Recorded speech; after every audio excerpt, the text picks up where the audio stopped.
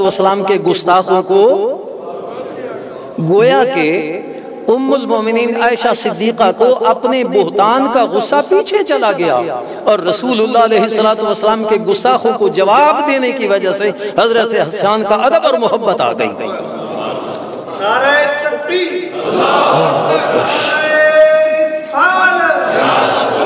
عظمت مصطفیٰ۔ اور جو رسول اللہ علیہ السلام کے گستاخوں کو جواب دیتا ہو نا سختی سے، وہ جھگڑالو اور لڑاکا نہیں ہوتا بلکہ وہ فاروق اعظم ہوتا ہے رضی اللہ تعالی عنہ۔ وہ فاروق اعظم ہوتا ہے، حضرت فاروق اعظم رضی اللہ تعالی عنہ۔ آپ کو کوئی جھگڑالو کہتا ہے؟ تفسیر روح البیان میں ہے کہ حضرت فاروق اعظم رضی اللہ تعالی عنہ کو کسی نے بتایا کہ فلاں مسجد کا جو امام ہے وہ فجر کی نماز میں ہمیشہ سورہ عبس پڑھتا ہے۔ کون سی سورت پڑھتا ہے؟ عبس۔ یہ فاروق اعظم کو کسی نے بتایا۔ آپ نے فرمایا اچھا، وہ جو فجر کی، اب سورہ عبس قرآن ہے اور فجر کی نماز میں قرآن پڑھتا۔ فاروق اعظم نے فرمایا وہ جو سورہ عبس روزانہ پڑھتا ہے نا، اس کا مطلب ہے کہ وہ حضور کی بے ادبی اور گستاخی سے راضی ہوتا ہے، اور وہ اس میں چونکہ بظاہر عتاب ہے، اس عتاب کو پڑھ کر وہ اپنے دل کو خوش کرتا ہے۔ فاروق اعظم تلوار لے کر گئے اور اس کا سر اڑا دیا۔ فاروق اعظم کے پاس اور کوئی دلیل نہیں تھی اس کے منافق ہونے کی، اس کے سوا کوئی اور دلیل نہیں تھی، صرف یہ دلیل تھی کہ وہ جو سورہ عبس پڑھتا ہے اس کا مطلب ہے کہ وہ رسول اللہ علیہ السلام کی بے ادبی کر کے خوش ہوتا ہے۔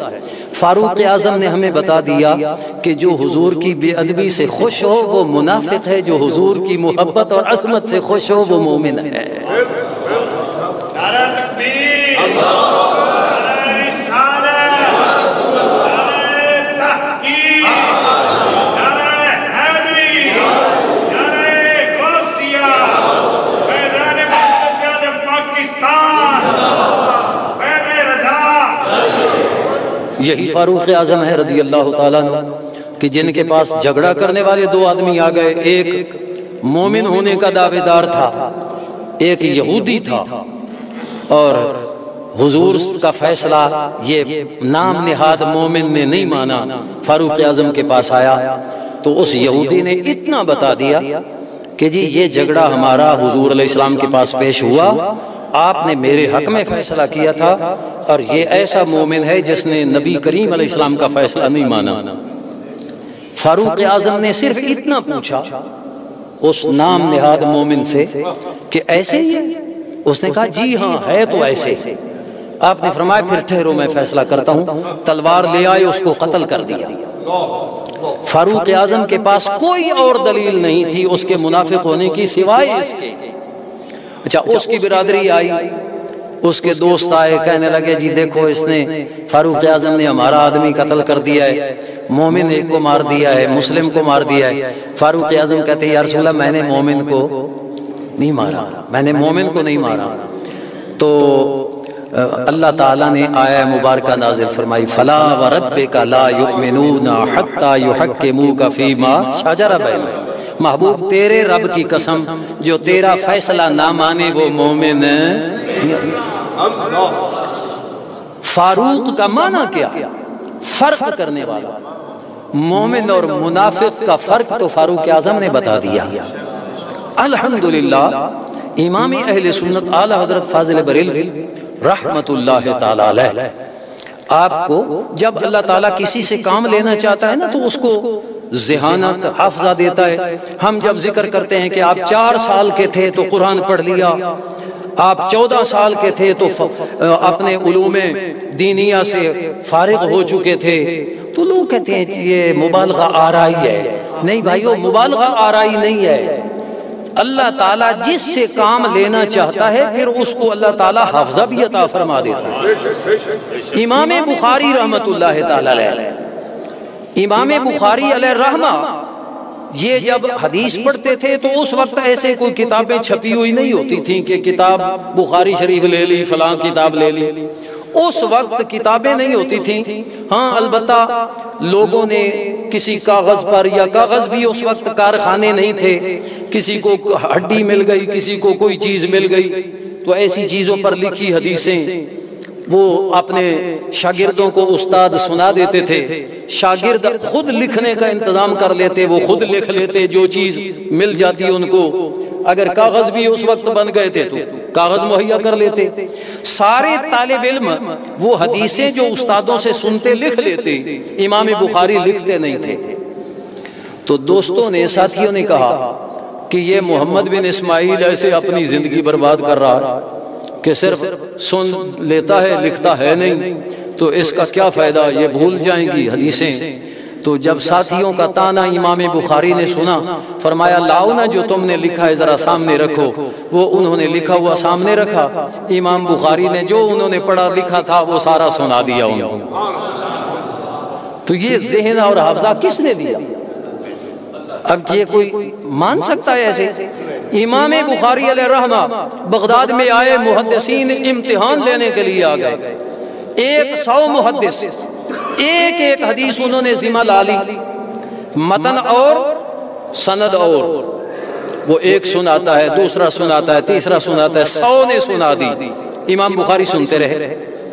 اب ایک کی بات سنیں، جب دوسرے کی سنیں تو پہلے کی بھول جاتی ہے، جب تیسرے کی سنیں تو دوسرے کی بھول جاتی ہے۔ اب 100 آدمیوں کی حدیثیں امام بخاری نے سنی، اور آخر میں فرماتے ہیں کہ تو نے یہ حدیث پڑھی تھی، متن یہ اور سند یہ، اس متن کی یہ سند ہے اور اس سند کا یہ متن ہے۔ دوسرے کو، تیسرے کو، 100 کے 100 کو بتا دیا کہ تمہاری حدیث کا متن یہ ہے اور اس کی سند یہ حافظہ کس نے دیا امام بخاری کو؟ اللہ تعالیٰ نے دیا۔ وہ اللہ تعالیٰ جس نے امام بخاری علیہ رحمہ کو یہ حافظہ دیا، امام اہل سنت سے بھی تو کام لینا تھا نا۔ اور الحمدللہ جس طرح وہ علوم کا خزانہ تھے، اللہ تعالیٰ نے علوم سے بھی زیادہ محبوب کی عشق و محبت عطا فرما دی۔ کیسی پیاری محبت اللہ نے عطا فرمائی۔ جب حج سے واپس آتے ہیں نا تو ہار ڈالے گئے پھولوں کے، تو فرماتے ہیں پھول کیا دیکھوں میری آنکھوں میں، دشت طیبہ کے خار پھرتے ہیں۔ دشت طیبہ کے، دشت جنگل کو کہتے ہیں، اور یہ دیکھیے پھول میں تو خوشبو ہوتی ہے نا، گلاب کا ہو، چنبیلی کا ہو، خوشبو ہوتی ہے، دل مائل ہوتا ہے، لیکن جو پھول اپنا گلاب کا بھی کانٹا ہے نا اس میں خوشبو نہیں ہے، یا چنبیلی کا کانٹا ہے اس میں خوشبو نہیں، اس میں تو تکلیف ہے، چبھے گا تو تکلیف دے گا۔ لیکن امام اہل سنت کتنے عاشق تھے، ان کے نزدیک طیبہ کے جنگل کے کانٹے ان پھولوں سے زیادہ قیمتی تھے، اور وہ کانٹے نگاہوں میں تھے، ان پھولوں کی طرف دیکھنے کو جی نہیں چاہ رہا تھا۔ تو جو طیبہ کے دشت کے کانٹوں سے اتنی محبت کر رہے تھے، مدینہ والے سے کتنی محبت ہوگی، کتنا عشق ہوگا ان کو رسول اللہ علیہ السلام۔ میں ایک عرض کر کے، شاید وقت بھی میرا کافی ہو گیا، ہمارے کچھ جو علماء ہیں نا، جب یہ دیابنا وہابیہ کا نام لیتے ہیں تو مولوی مولوی کہتے ہیں۔ یہ بھائی لفظ مولوی کا معنی ہے اللہ والا، لفظ مولوی کا معنی کیا ہے؟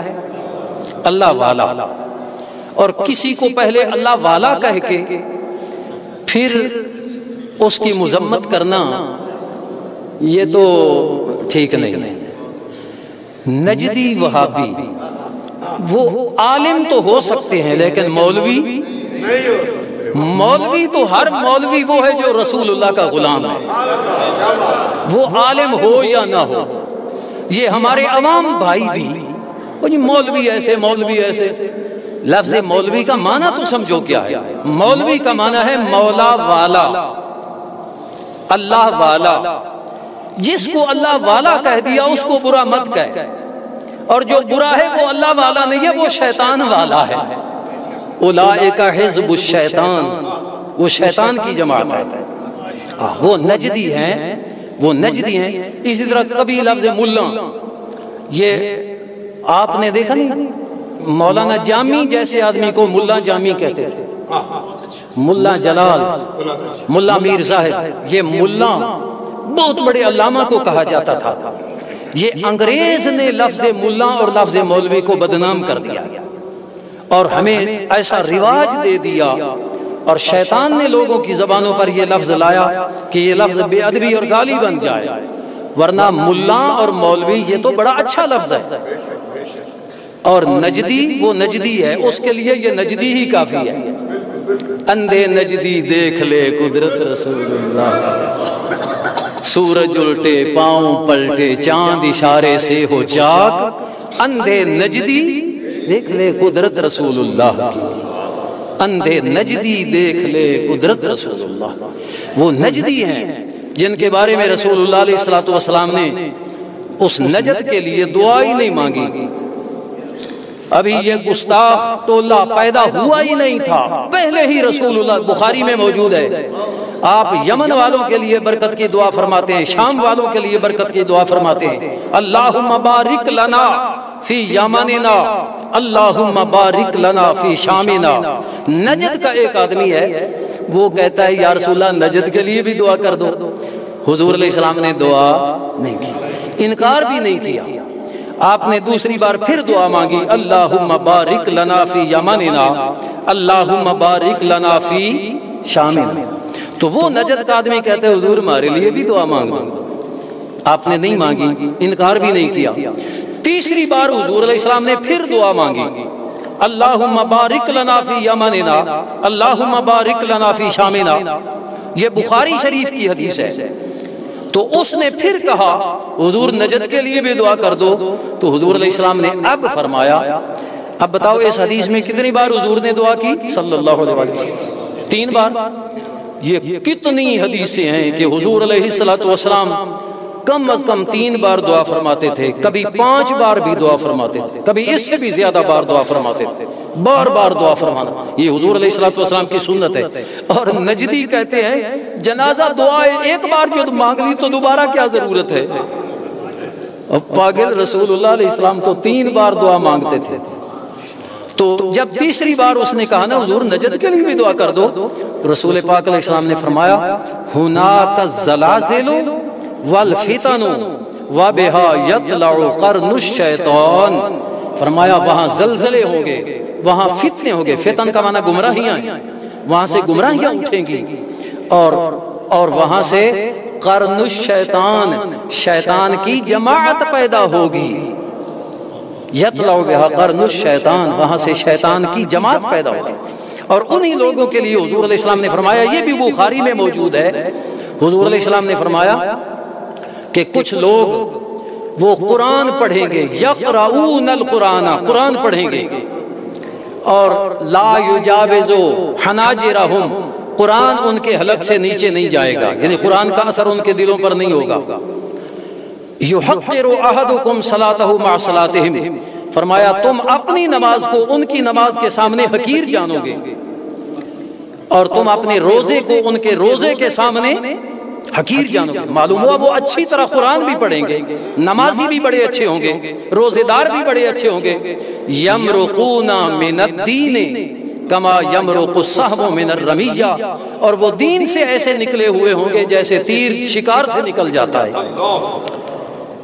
تو قرآن پڑھنا دین نہیں، نماز پڑھنا دین نہیں، روزہ رکھنا دین نہیں، حضور کس کو دین فرما رہے ہیں وہ بھی میں سناتا۔ یمرقون، فرمایا وہ قرآن پڑھیں گے، نمازیں پڑھیں گے، روزے رکھیں گے، لیکن دین کے ساتھ ان کا تعلق، دین سے وہ نکلے ہوئے ہوں گے۔ لا یمرقون من الدین کما یمرق السہم من الرمیہ، اور سرکار دو عالم علیہ السلام نے فرمایا دین سے ان کا کوئی تعلق نہیں ہوگا۔ اب وہ دین کیا ہے؟ آئیے، میں گیا عمرے پر، تو وہاں ایک نجدی مجھے ملا، تو وہ اپنے لوگوں کی بڑی تعریف کر رہا تھا۔ میں نے یہی بخاری کی حدیث میں نے ذکر کی، میں نے کہا یار وہ گروہ تلاش تو کریں، حضور نے وہ جس گروہ کے بارے میں فرمایا کون سا گروہ ہے؟ وہ کہتا ہے ہمیں کیا ضرورت ہے تلاش کرنے کی، ہمیں کیا ضرورت ہے تلاش کرنے کی؟ میں نے کہا نبی کریم علیہ الصلوۃ والسلام نے ان سے آگاہ ہمیں کیوں کیا؟ اس لیے آگاہ کیا کہ ان کو تلاش کر کے ان سے بچو۔ تو کہتا ہے ہمیں ضرورت کوئی نہیں تلاش کرنے کی، وہ کہتا ہے اب میں تازہ وضو کر کے آ جاؤں، اٹھ کر چلا گیا۔ اب تلاش تو کرو وہ کون لوگ ہیں جو قرآن بھی پڑھتے ہیں، جو نمازیں بھی پڑھتے ہیں اور روزے بھی رکھتے ہیں، لیکن دین ان کے پاس نہیں ہے، دین سے ان کا کوئی تعلق نہیں ہے۔ وہ دین کیا ہے؟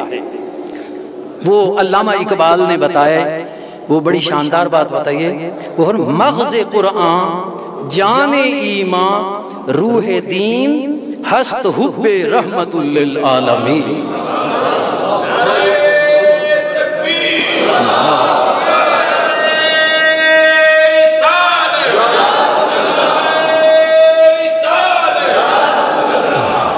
یہ رسول اللہ علیہ السلام کی محبت ہی دین ہے، حضور کی محبت ہی ایمان۔ لا یؤمن احدکم حتی اکون احب الیہ من والدہ وولدہ والناس اجمعین۔